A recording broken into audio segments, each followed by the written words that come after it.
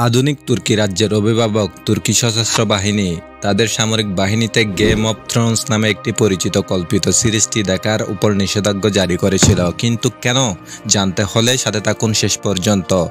The Turkish military has banned Game of Thrones.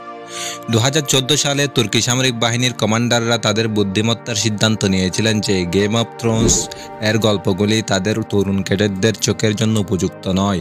সিরিজটি এর জটিল প্লট এবং আয়রন থ্রোনসের জন্য প্রত্যাশী অভিজাতদের জন্য বিখ্যাত। এটি সহিংসতা এবং কামুকতার চিত্রায়নের জন্য কুখ্যাত ছিল।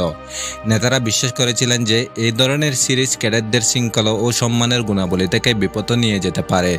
যৌন শোষণ, পর্নোগ্রাফি প্রদর্শন বা অপব্যবহার, হয়রানি এবং সমস্ত নেতিবাচক আচরণ বলে মনে করা থেকে তরুণ যোদ্ধাদের মনকে রক্ষা করার জন্য সামরিক স্কুলগুলিকে এই সিরিজটি পরিত্যাগ করার নির্দেশ দেওয়া হয়েছিল।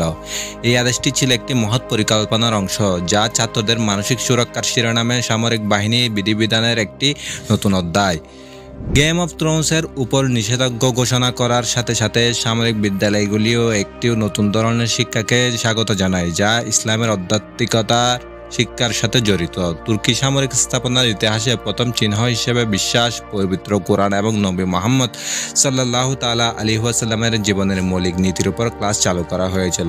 এভাবে তুরস্কের ক্যাডেটরা এই সিরিজটি বয়কট করে।